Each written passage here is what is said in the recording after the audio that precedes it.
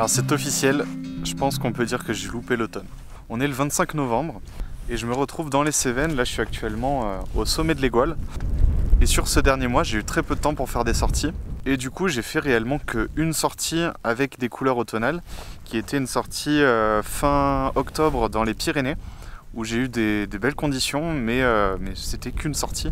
Alors que l'automne en général j'essaie de maximiser un maximum mes sorties. Je dis beaucoup de fois sortie, sauf que j'avais beaucoup de choses à faire à côté et que j'ai été malade. Là je commence à ne plus être malade, ça fait à peu près 3 semaines que je suis malade, donc je pouvais pas trop me dire de sortir. Et donc en début de semaine j'avais prévu de sortir aujourd'hui en me disant j'ai peut-être des chances d'avoir quelques conditions automnales encore. Je sais que la plupart des feuilles sont tombées, mais il y a quand même quelques couleurs orangées qui restent. Du coup je me suis dit c'est le moment, faut que j'essaie de faire au moins une sortie. Sauf que comme vous pouvez le voir, il neige.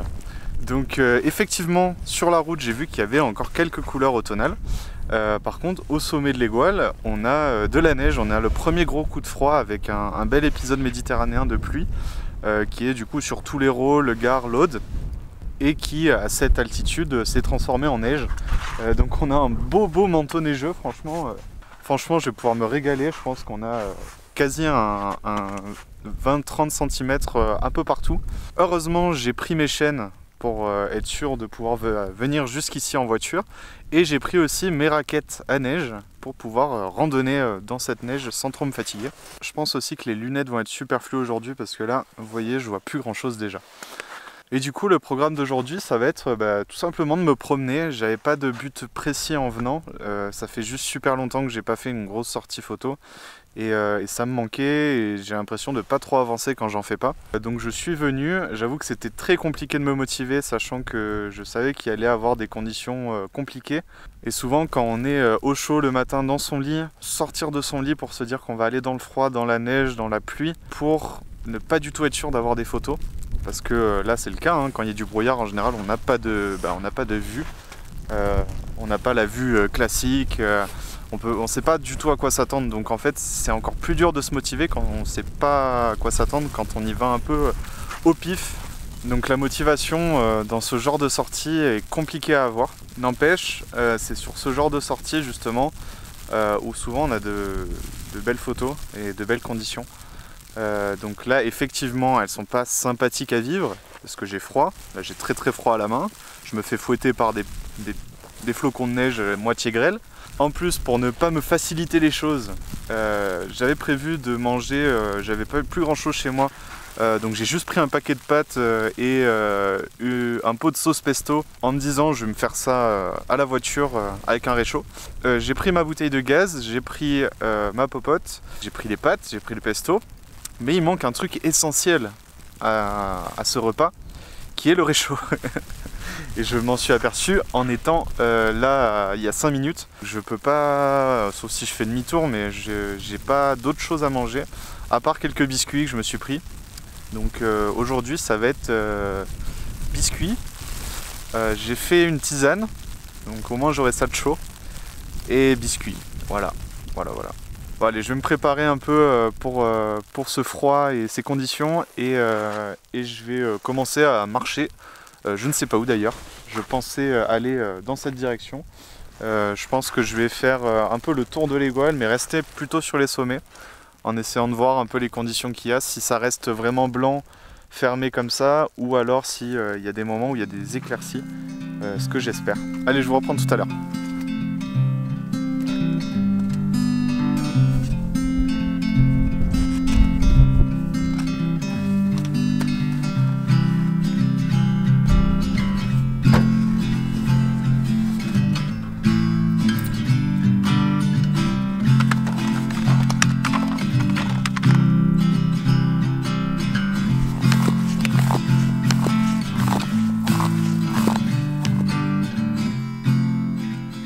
Alors juste derrière moi, on a l'observatoire du Mont Égoile, donc on est à 1520 mètres je crois, quelque chose comme ça. Et ça faisait un bail que j'étais pas venu ici. Je pense me raviser au final parce que là je vois que le nuage bouge pas du tout. On n'est pas dans du brouillard, on n'est pas dans de la brume. Je pense qu'on est dans les nuages tout simplement et du coup ça risque de encore moins bouger que du brouillard. Donc il y a peu de chances que je reste plutôt au sommet pour essayer de faire des photos. Je pense que je vais essayer un peu plus de m'enfoncer dans la forêt, histoire de trouver des contrastes quoi.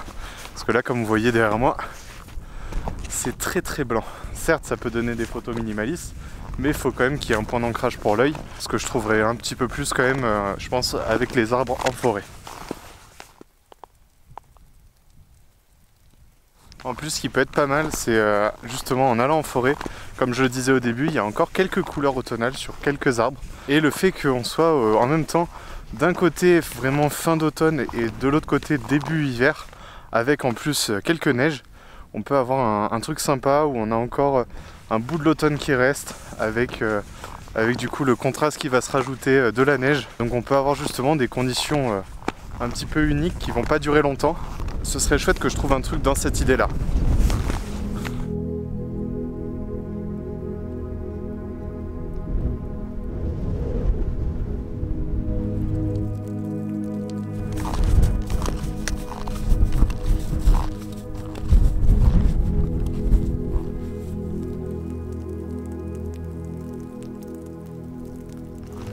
Donc c'est décidé, au final je vais effectivement m'enfoncer dans les bois. Plus précisément je vais aller sur le sentier de l'Or de Dieu que j'avais déjà fait 2 fois, chaque fois avec des conditions totalement différentes. Donc ça va être intéressant de le voir dans cet état là. Sachant que si je descends vraiment, je pense que j'aurai plus de neige. Donc je pense pas m'aventurer aussi trop loin. Justement je vais pouvoir prendre mon temps. Il est que 11h30.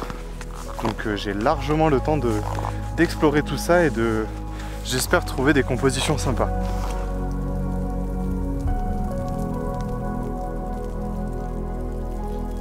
Là je marche sur le début du sentier du coup et on a des traces d'animaux qui du coup partent du sentier maintenant.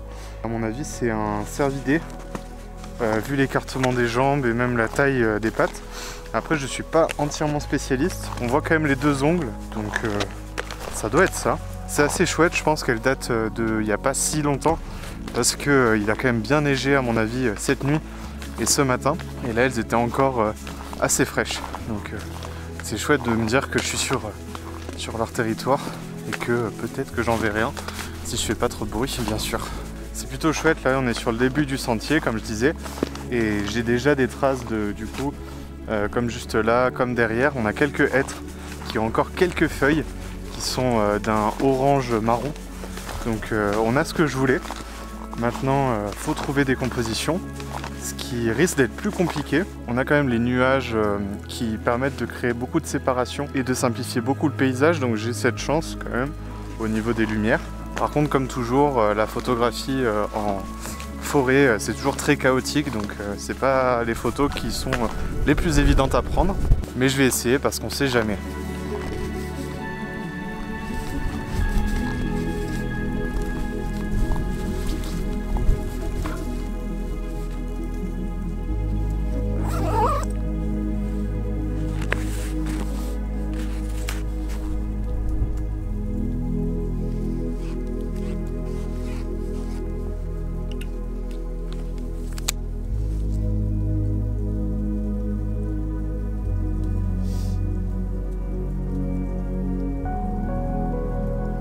Me voilà avec ma première composition, donc je viens rentrer dans le début de la forêt.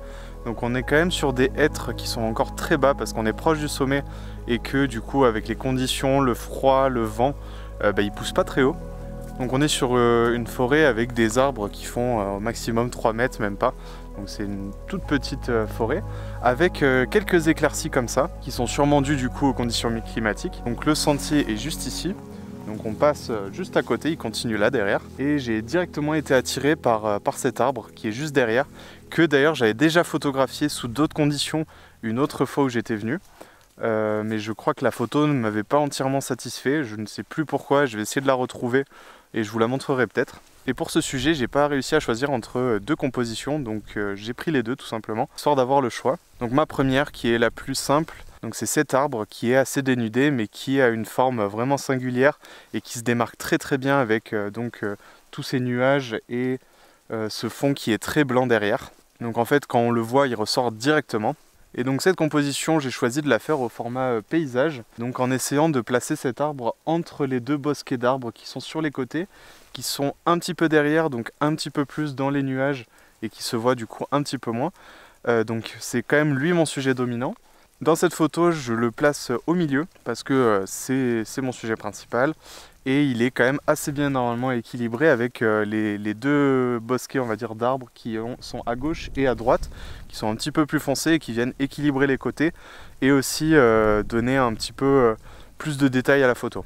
Ensuite, ma deuxième composition que là j'étais en train de faire, c'est une composition un petit peu plus complexe qui est du coup plus au grand angle. L'autre, elle est, alors je vous le mettrai, mais je pense la faire autour des 20 mm, 30 mm. Et celle-ci par contre, je suis donc à 17 mm au plus grand angle de mon Canon. Et cette fois-ci, j'ai préféré la faire en format portrait, tout simplement parce que je vais incorporer un premier plan dans du coup à peu près la même composition.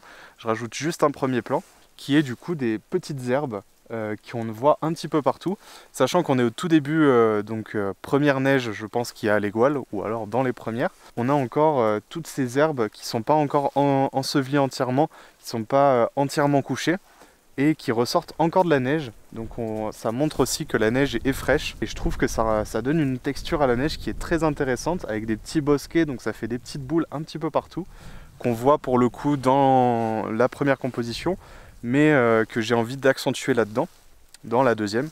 Et donc pour cette deuxième composition, je me suis mis au format 4/3, parce qu'on a quand même pas mal d'espace vide, donc dans le ciel, et en bas, un peu trop de distraction à mon goût. Ça permet un peu plus de recentrer ce qui est important. Et donc mes deux sujets, qui sont donc cette touffe d'herbe enneigée avec cet arbre, je les ai placés tous les deux au tiers.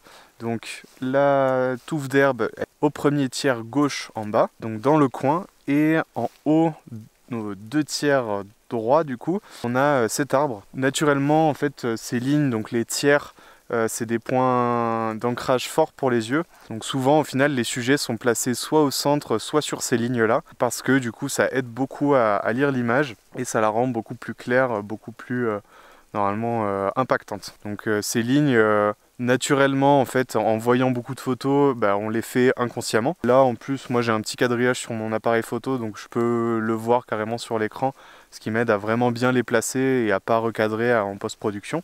Et donc ces deux sujets, donc mon premier plan et du coup cet arbre, j'ai choisi de les mettre sur ces lignes logiquement, ce qui impactera normalement mieux la photo. Ensuite d'un point de vue technique, donc j'ai pris cette première composition, elle est beaucoup plus simple, donc ça reste une exposition, donc format paysage avec f11 qui me permet donc avec cet appareil et cet objectif d'avoir l'entièreté de ma photo nette, et ISO 100. Pour la deuxième photo c'est un petit peu plus compliqué, donc je suis qu'à 30 cm de mon premier sujet, donc la petite touffe d'herbe, et donc cette fois-ci j'ai dû faire du focus stacking. Donc j'ai fait une première expo focus donc sur cet arbre, une deuxième au milieu, donc avec ces petites bosses d'herbe, et une troisième à 30 cm histoire d'avoir l'entièreté nette.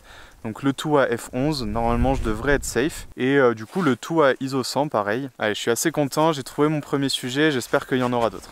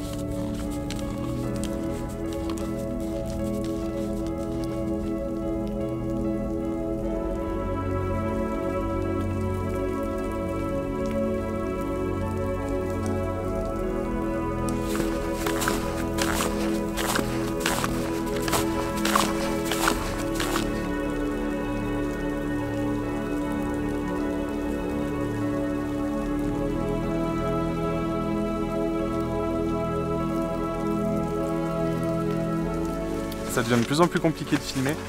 parce qu'il neige assez fort au final. Le truc c'est que cette neige, je pense qu'il fait à peu près 0 degré, donc ça reste de la neige dans l'air, mais elle fond assez vite sur mon appareil. Ça me fait un petit peu flipper, donc je vais un petit peu moins filmer, je pense.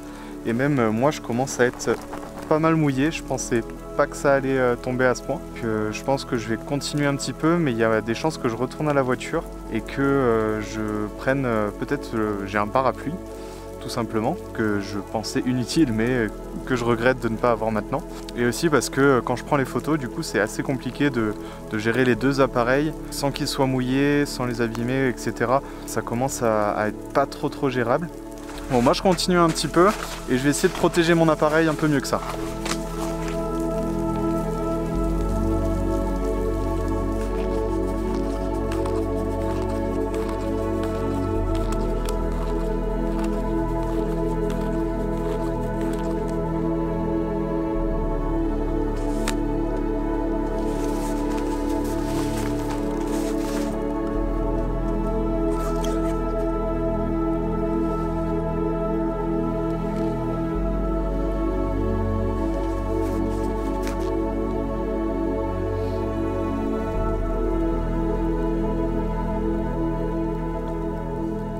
Alors je viens de trouver une compo assez sympa. Là je suis sorti de la forêt. Il y a le menhir juste là.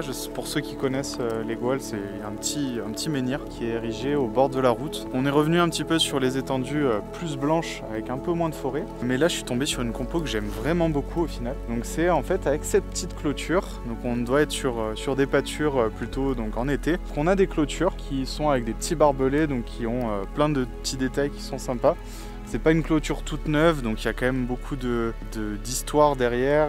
Il y a de la mousse, il y a du lichen dessus, donc on voit qu'elle est assez vieille. Donc c'est une barrière de caractère, si je peux dire.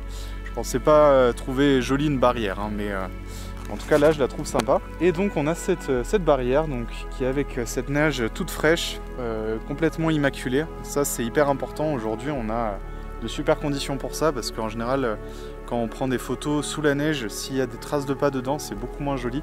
Là on a vraiment des zones parfaitement blanches, parfaitement intactes. C'est ça qui est super. Et donc en fait on a ce bosquet d'arbres juste derrière, ce groupement d'arbres qui est vraiment bien séparé du fond, donc notamment par le fait qu'il doit avoir une dizaine de mètres entre les deux, et aussi le fait que on a donc ces nuages qui viennent un petit peu obscurcir, et en plus là on a la neige donc qui crée encore plus de séparation. Donc c'est vraiment top, on a de super conditions pour cette composition.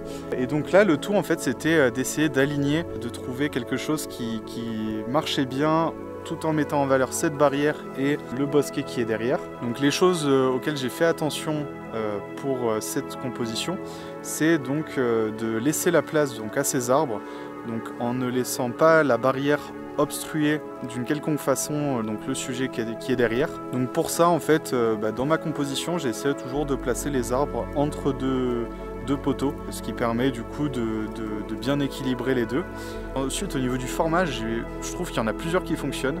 J'ai essayé du 4/3 en portrait qui a l'air de très bien fonctionner. J'ai essayé du 4/3 en paysage. Pareil, là ce qui est sympa c'est qu'on a donc cette barrière qui vient se fondre après dans le blanc qui est derrière. Donc on le voit vraiment partir. Et aussi en format carré, ça fonctionne plutôt super bien même. Donc je sais pas encore ce que je vais choisir, mais en tout cas je pense que j'aime beaucoup cette photo. On dirait presque qu'elle est noir et blanc. Je pense pas la mettre en noir et blanc nécessairement, tellement en fait naturellement on a des couleurs comme ça. Et ça c'est des photos que j'aime particulièrement.